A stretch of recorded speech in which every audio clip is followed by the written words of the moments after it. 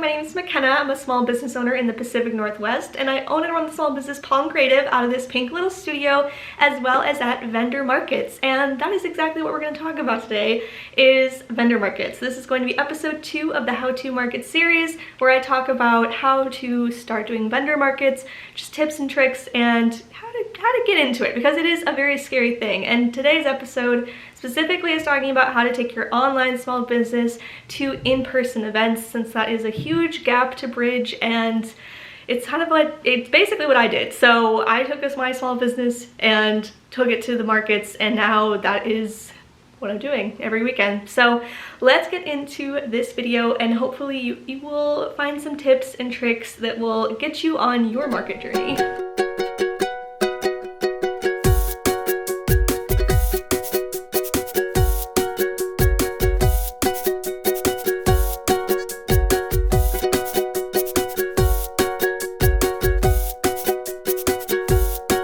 First off, I want to start off with just my experience with markets, how I got started, because at first I felt like it was very unconventional, because everyone I knew who did markets had done markets first and then opened an online shop. I did it the opposite way. So Palm Creative, my little shop, started in 2020, and it started as a print shop off of my photography business that blossomed into what it is today. It is completely different than the goal originally was, and I love it. So it's also been from online only and during COVID times to now being in person almost every week. So I wanted to kind of talk about how I got to that point of this many markets. I started doing markets in September, or I guess it was like October of 2023.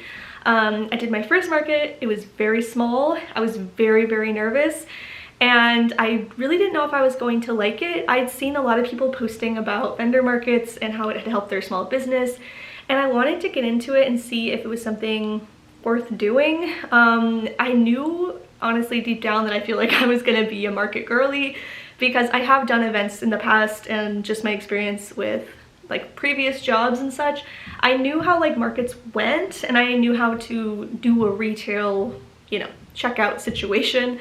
And so those things I wasn't nervous about. I was more nervous about customers, getting customers, and what kind of events to do. My first event was literally at a farm, and it was $10, I think. Was it $10? No, this one was more expensive. It was like more expensive than I wanted to pay at the time. It was cheap enough where I was like, let's try it. And I wasn't sure how it would go, but it ended up being really good. It ended up being like shockingly good. Now those numbers though are not my best numbers, but to start out, I think my first market I profited almost $800, and that was from a little farm market. And I was like, oh, maybe this is something that would be really good for my business, because for me at the time, I've only had videos go viral once, and it was like August of 2023.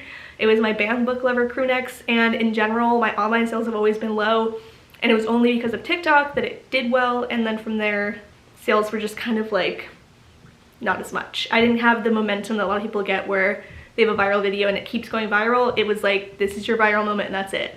So online sales are hard, and so that's why I wanted to branch out and try doing markets to see if it was worth my time as well as worth it for my business. So from starting in September of 2023, I got very hooked to markets. I booked a few more of the farm ones. I was only planning to do one, and I really enjoyed it, so I said, why not try to do more? And then I did my first winter market, which was really scary. It was a lot bigger. And from there, started branching out and actually doing the big events. So all of last year, total, I should have looked up the exact number, but I know it was like 40 to 45 days total of markets. So it was pretty much every weekend I was at an event, or I was doing double events. I think market-wise, I did over 30 events, which is pretty crazy, and I don't always recommend doing what I do, but it is basically the biggest profit margin. Like the most profit I make is from vendor markets now. Wholesale is starting to grow for me, and online retail sometimes it's really good, other times it's dead. It's been a little dead right now, and so markets have been paying the bills. So we love that. But yeah, it turned into something that I didn't expect. I didn't expect to do so many events last year. I took on a lot of big events that cost a lot more to do. I had to travel a lot more, and I think all the risks were worth it. And that's why I wanted to talk about it and hopefully get you guys to feel comfortable with wanting to do markets, because I do think it's a huge thing for your business, not just sales wise, but it comes with so much experience and growth that you can make as long as you're willing to make those changes to grow. And I think because of all this in-person, you know, interaction with customers and seeing how my products were doing like in front of people, online you can never really tell, but in person you can pretty much see if someone hates something right away. So I just felt like, you know, it is something that's so beneficial, and I do think everyone should do a market at least once just to like try it out. But if it becomes a part of your business plan, you know, that's even better. I think markets are great. The community's great. It gets you out of your studio space or your office or your bedroom. A lot of times running a small business is really lonely, and that's why I started doing vlogs in general, is to kind of connect more with you guys and make you guys feel less alone, because it's you alone in your room making things, making content, interacting with people only online. And so markets have become a big social thing for me, as well as something that's getting me to meet more customers as well and interact with people in real time, in real life, and it's very beneficial. Like, I've made so many business changes just from market experience and seeing how my products are interacting with people, as well as my displays, which is a huge thing, which we'll get into. So yeah, basically markets have changed my small business completely, and I wanted to basically give you guys my tips and tricks of how to take your online shop to a market if you haven't done one before, or even if you have and you're still like trying to figure it out. Maybe you only did one little pop-up and you're like, I'm still very intimidated by big events, I don't know how to find them. So that's what we're gonna talk about. So first, I actually wanted to focus in on what your business is, because I feel a lot of times, at least out in these kind of markets, there's definitely a divide of people that are very strong and know what their brand is and know what their customer base is, know what sells, what they're feeling, and like, you just know when you walk into a booth and you're like, this person knows what they're doing, or they're very confident in their design work and their business, versus somebody who might be kind of all over the place, might not have a direction, you can't really tell the theme, or if they don't have enough product. So the first question you should really ask yourself is my business, my small business, or my products or my designs, are they the like thing you would see at a market? Like, think about when you go to a market, is this something that you would see and be like, okay, I can get people to stop? Is this something that will get people to interact with it? Or do you feel like you need to keep working on more products, making it a wider variety? I feel like in the beginning for me, I was always like, I don't know if I want to start doing markets, because I feel like my product lines are so small, and so I wasn't sure. But it ended up, even though I had grown it quite a bit by that time when I first did my first market, versus today, like so much smaller. I really didn't have as much as I, you know, would have wanted at the time. And it ended up doing well for me specifically. This is just my business model, is like, if you've looked at my shop or watched my vlogs or anything, you know, I have cup sets, we have banned book bundles, we have candles now, we have apparel, and we have all these things and stickers, and there's a wide variety of price ranges and designs that kind of like, not like for everybody, because obviously I'm a very girly brand. I don't get a lot of men coming in and buying things. It's rare, and when it is, I'm like, I don't know, I feel like so vibey. I'm like, oh my god, or they're buying it for somebody, and I think that's so special. But I know like now what my brand is. Like, originally it was a lot different compared to now. And I think that going into a market, even if you're unsure about who your main customer is, who, you know, the vibe of like the market specifically you're at, or the vibe that you're trying to create with your business, go into it and just see how it goes. If I'm being honest, like, waiting around for your perfect product line is not going to get you anywhere, because there's always going to be something more you want to do. Like, I have to tell myself that, because with wholesale, I've been nervous to like directly reach out to companies and businesses, because I'm like, well, you know, like I don't have like a ton of options, I still don't have this, I wanted to have this before I reach out.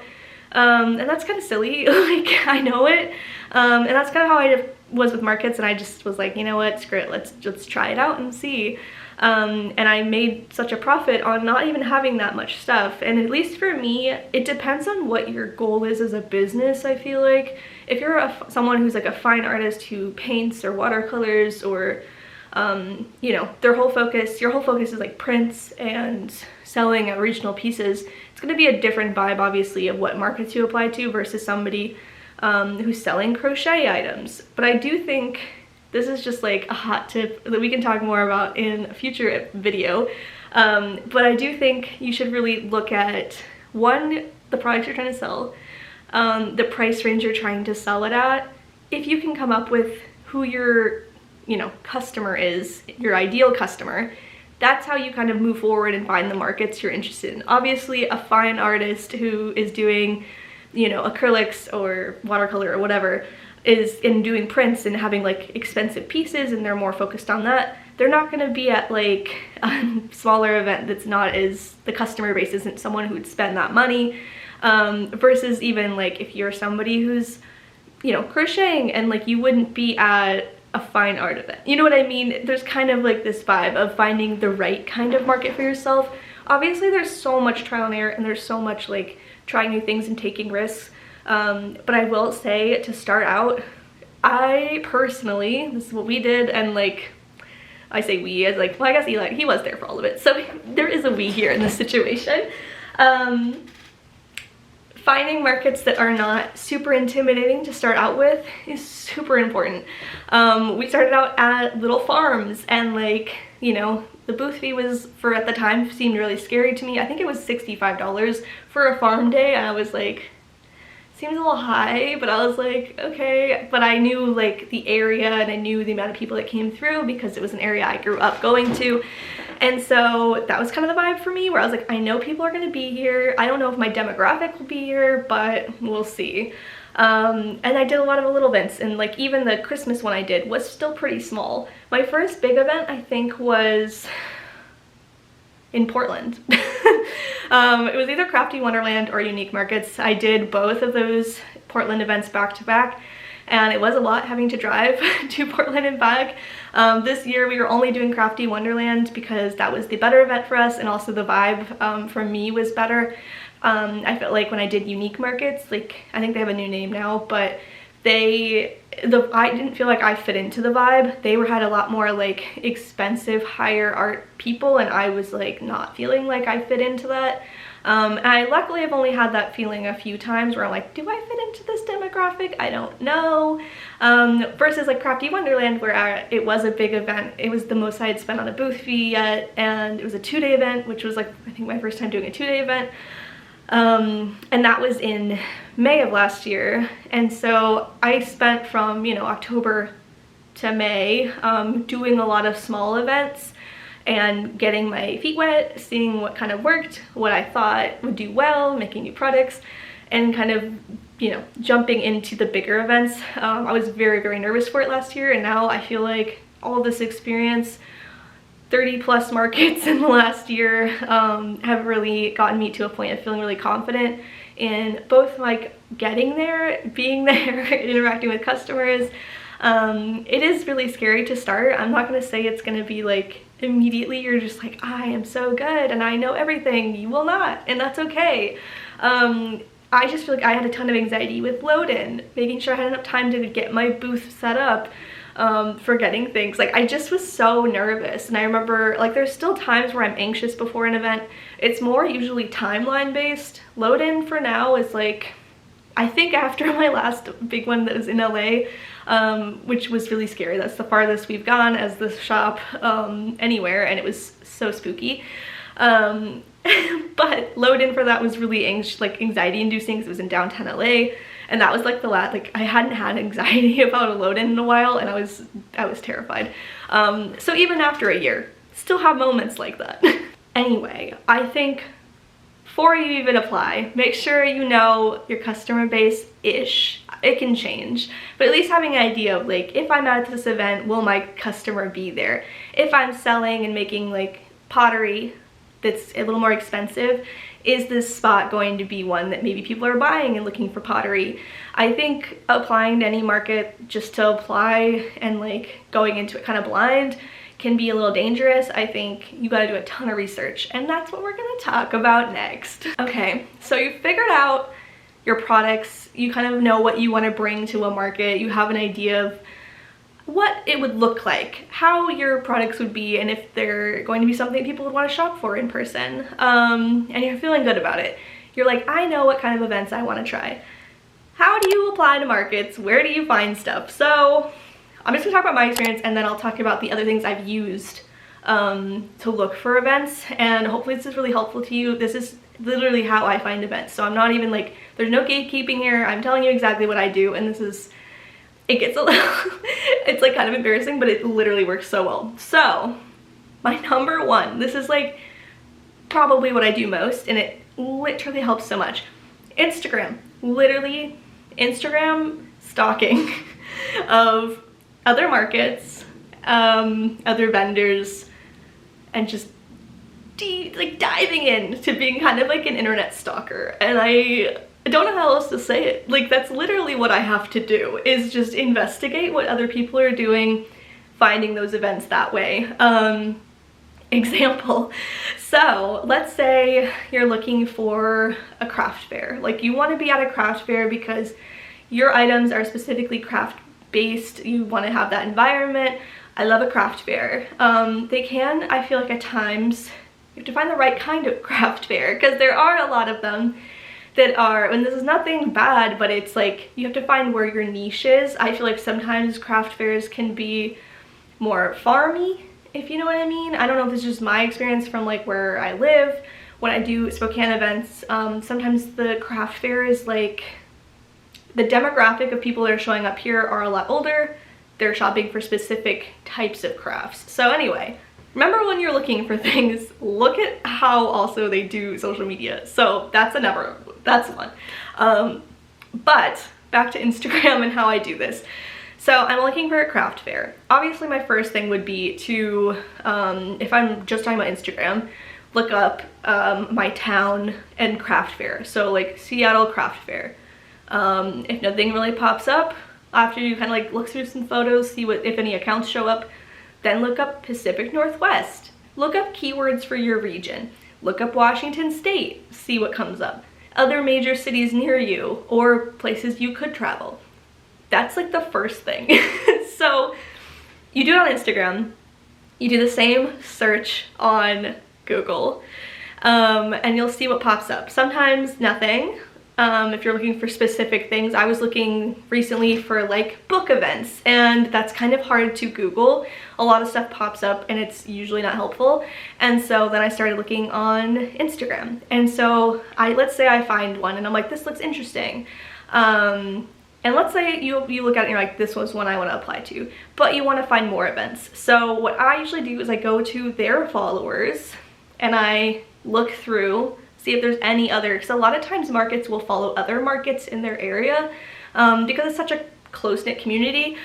I've noticed that for quite a few different places. People in Spokane do it, people in Tacoma do it, I've seen it for Portland, and I've seen it for Seattle. So I think it is a common thing, and Bellingham too. So wherever you're living, kind of seeing like who else is following this account or who's they're following, then look through those ones.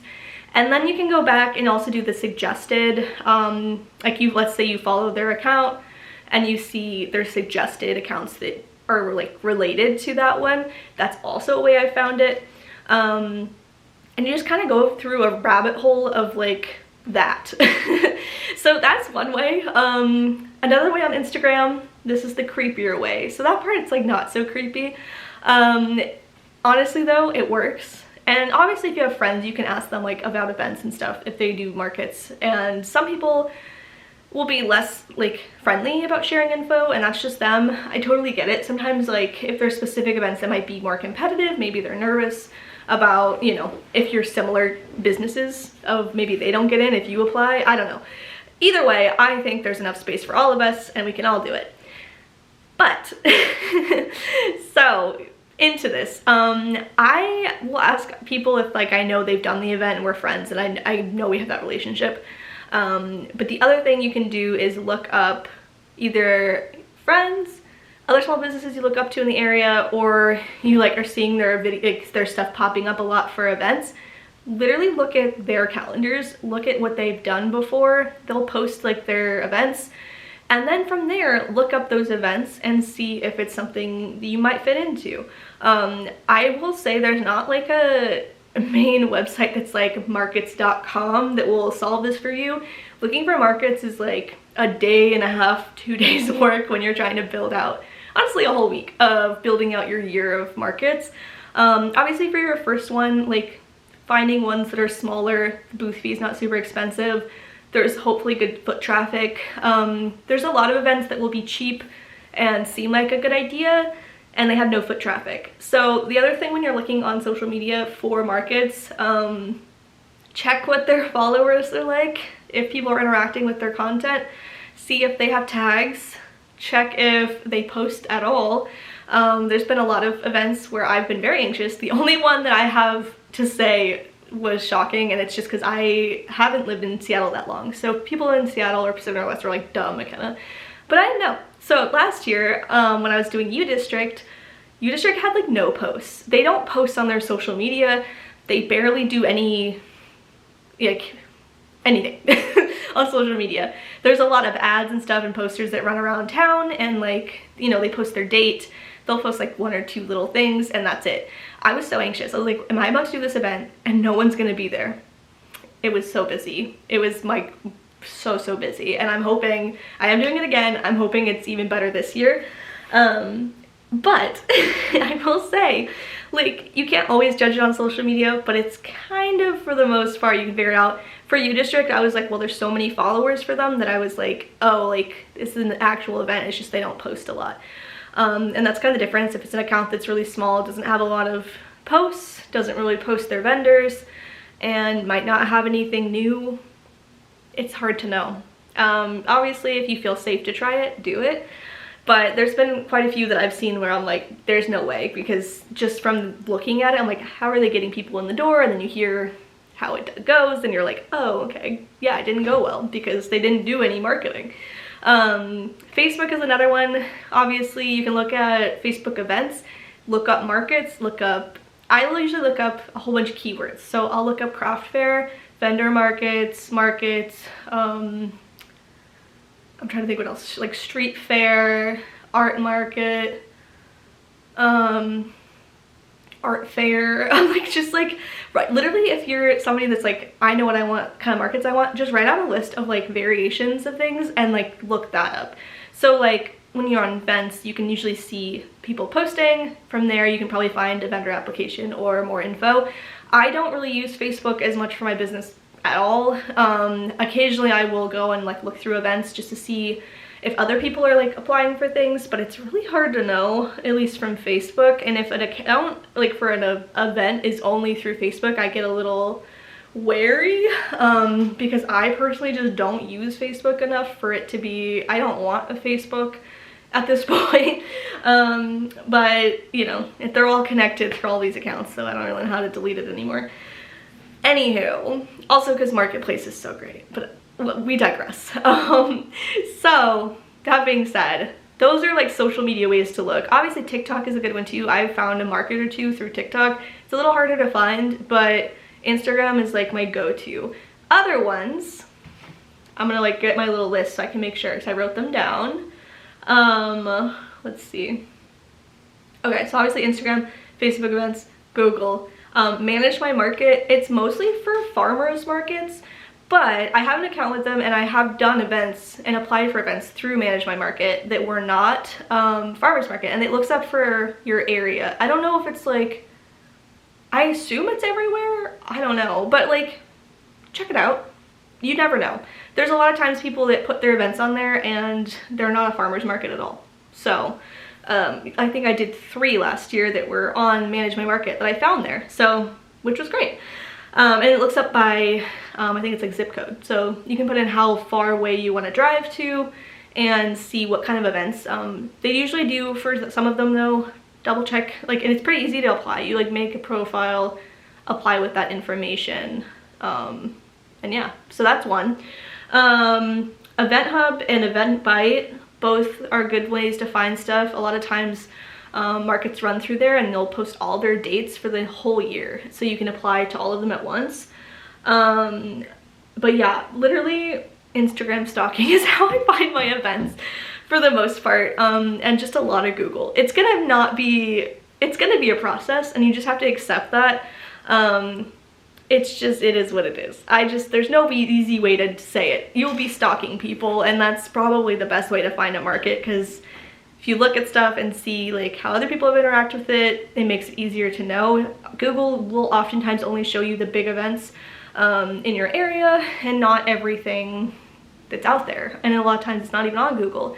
I did think of one other way that I recently started doing. If you have like specific convention centers or event spaces or fairgrounds or like areas in your town or city that you know events like this happen at, look at their calendars and from there work backwards to look up those events and apply. I've done that a couple times and applied for events that way. Literally looked up specific locations, looked at their calendar, saw an event, went backwards to see if they still had applications, applied. And like, that's another way you can find vendor markets, and it works. Okay, so now you found your events. You're ready to go for these applications. We're gonna briefly talk about applications. Obviously every application is different, but I will talk about the main things that I think you should really focus on that will help you get into markets, because oftentimes just applying doesn't mean you're gonna get in. Pictures. Photos are the #1 thing. A lot of times there are quite a few events I've done where I just had to put either my Instagram or my website. They didn't want any photos, they just wanted to look at my socials. So like, you should have a website, you should have, or somewhere, even if you have a website, an Etsy or something that can show your products, because oftentimes they want to see what they look like, if they're for sale, like what's, you know, the vibe, as well as your Instagram or your socials, and make sure that you're like posting enough for them to kind of get an idea of who you are. I feel like if your account might only have like a couple posts and you don't post on stories and there's no like interaction and you don't have like an online presence enough, it is kind of hard for them to judge you. Like if you don't really have a website, you don't really have these things, you can still get into markets if they have the photo option. I'm not saying you can't, but it is a lot easier when you have basically an online portfolio that you can be like, look, I know what I'm doing, and I can show up to an event, and like I'm, you know, not that followers matter, but that does, I feel like, help when you have a following of people that want to come see you. But don't let that deter you to not apply. Just be aware that like, if you don't have this online presence in general, you at least need to take really good photos of your products and like make sure they see them. Even if they don't have that option, maybe find out they have an email and be like, hey, here's some photos. I don't have a ton of social media presence, but here is my work. Another thing for if this is your first market ever, like you've never done a market and they ask for booth photos, literally make up a mock table or booth to show how you would present yourself in person. At least that's what I did. So I literally did that to get into some markets and it worked. So I would recommend it. And make sure that your product photos are really professional looking, you know, like put the time into making good product photos, even if you don't have a website, just for applications. Like I have a folder for my applications at this point. I usually use kind of the same photos, but I have a folder that's literally just for photos for applications for markets on my computer. So I have my booth photos and my product photos, and then like, that's usually what they ask for. I was like, do I have another folder? No, those two folders. And I just use those photos and I have them all like typed out as like what they are, like, you know, Palm Creative booth photo 7 or something. And I'll apply with the photos that I think would do best for this specific event. At this point, obviously I have a lot of photos to work with. As you grow and like try to take on more events, that's just like an easy way to always be ready to go for applications as well.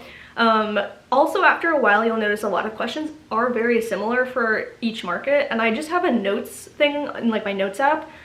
I just have a whole bunch of answers for questions that I get asked frequently.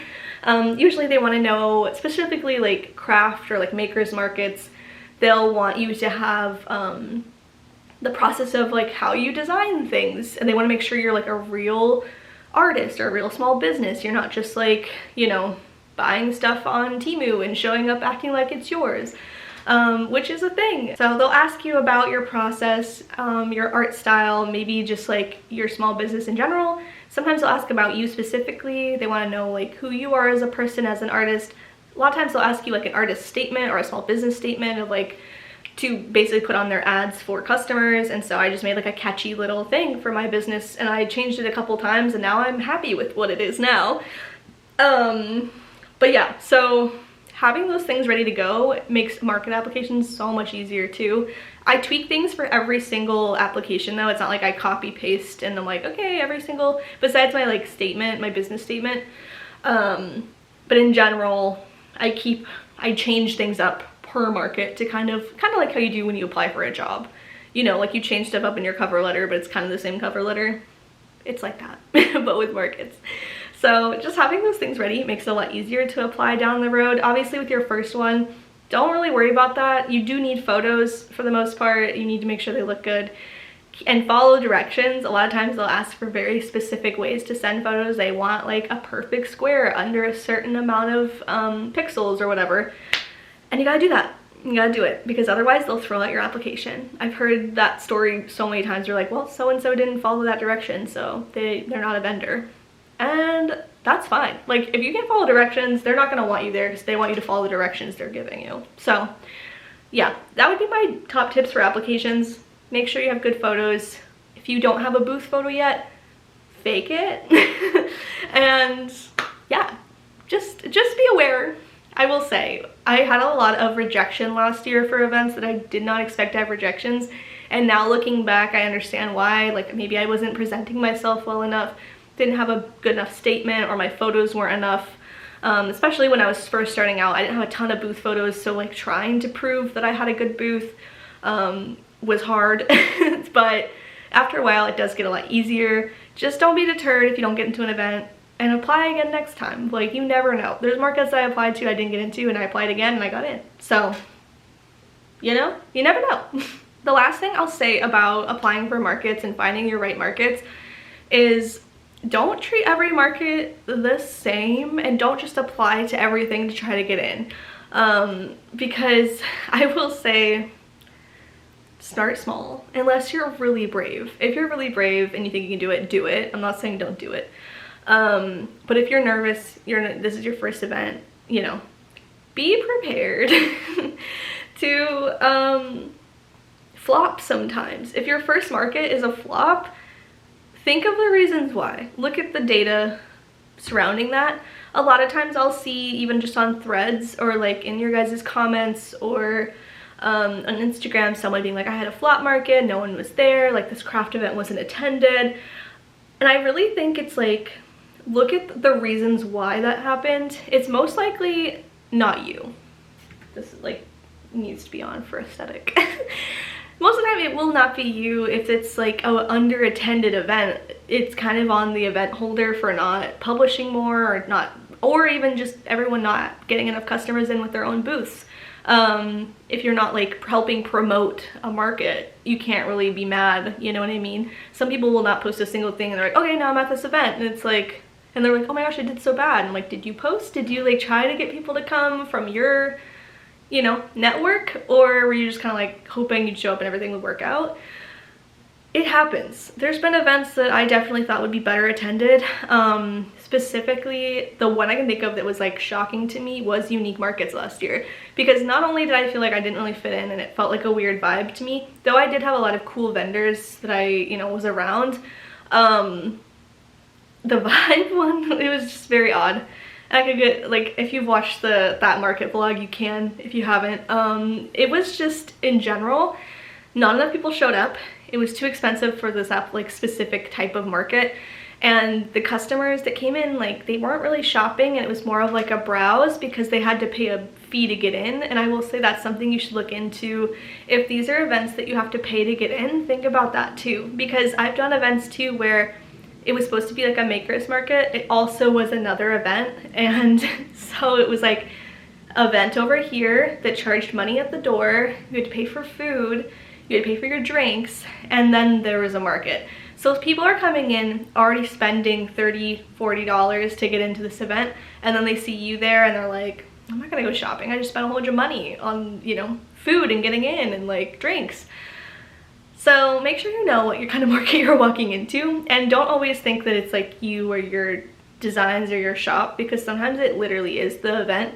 And then from there, pivot. Figure out what was wrong with that event, why you didn't do well. Maybe it was you. Take what you saw and how people were interacting with you or your booth and change it to try to get more people into your booth. If you're an event that's packed full but no one's shopping you, think about why that is. Are you presenting yourself as someone who's friendly and someone that can come in? Or are you kind of like sitting, not paying attention, and like glaring at people? You never know. Everyone has a resting face sometimes.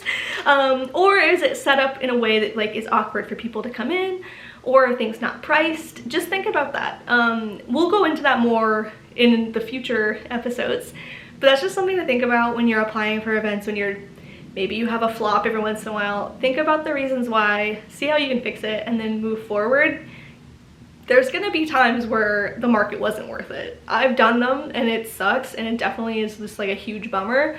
But then again, I learned that that's not an event for me and I need to not do that again. And I specifically look for markets that are big attendance drawing people, like the most amount of people that can come in, or events that have a good vibe and I either know people there or it's like the theme of the market sounds interesting.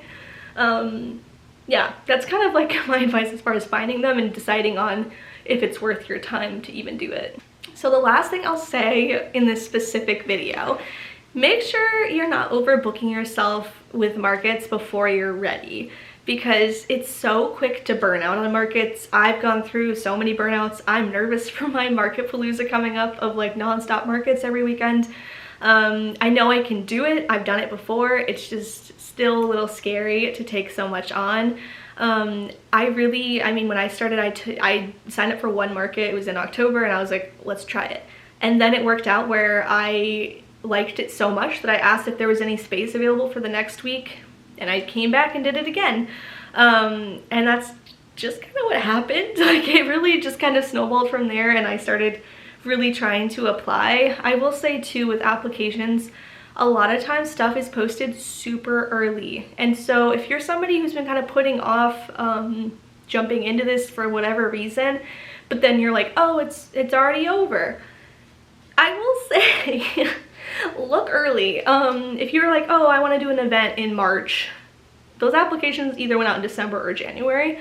I did applications in January, February for the summer, so it is scary.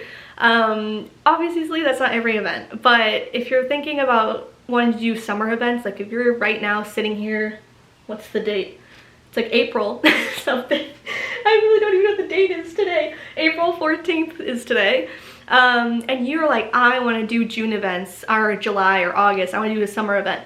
Literally look right now, because a lot of times these applications have either closed, they're full, but ask if they have wait lists. If there's events that you're really wanting to do that you're like, oh shoot, you know, I waited too long, see if they have a wait list, if you can apply. Oftentimes it's already full or they will say no, but it doesn't hurt to try. I do think markets are super important, and it is scary to start out. It's not easy going from an online shop where you're in your little room by yourself, like only interacting online, versus having to interact with customers in real time, checking them out, hearing their commentary, having to have a lot of small talk all day. It is a completely different thing, but it also is like such a rewarding, and like for me it was a life-changing experience, because my shop did so well last year versus every other year I've had online. It does make me nervous, I will say this, because my business has now become so in-person based for getting more sales online. However, having a mailing list and like getting people to sign up in person has driven so many sales online, and so I'm hoping, because I am booking out so many events, that's also going to lead to so many more online sales, because people maybe didn't want to buy this item in person, they wanted to buy online so they don't have to worry about like getting it home safely. We've gotten like, we had such an influx last year of online sales just from doing markets, and so it is something that can grow your online business as well as doing an in-person business, but finding the balance is tricky, and I'm still trying to do it. But I do think everyone should try it if they want to. If you don't want to, obviously, maybe this video in general wasn't for you. But I'm assuming if you're watching this, you have an interest in doing markets, you have an interest in getting out there and, you know, experiencing, watching customers interact with your products in real time. I think it also has helped me figure out what designs I know will draw people in. There's been some designs that I'm like, this has sold so little in person and online that I'm now like, those are gonna get discontinued, even though I think they're cute and people are like, these are cute, but it's not as cute as my other stuff. So it's good to see it in person and kind of learn and see what people are saying, and that's why we're doing this series, to try to get you guys comfortable, as well as just hopefully give you tips if you're somebody that's still like maybe even done a few events but you're just like, I just wanted to know more on how to like get into like markets and stuff. That's why I made this video. Okay, so this is the end of the second episode of the How to Market series.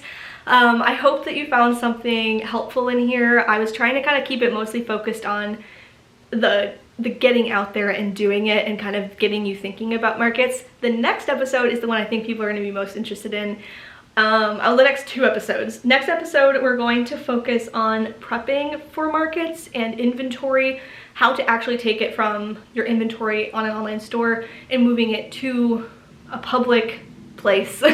You're out in the world with this product, how to even remotely think about inventory, what you should bring per event, and yeah, and then the next episode it will be working on this one I know people will love, market displays, giving you all the tips of what I've learned as well as where you can find things, and hopefully it's super helpful for you guys. I hope that you enjoyed this video. If you have any more questions, make sure to ask them below.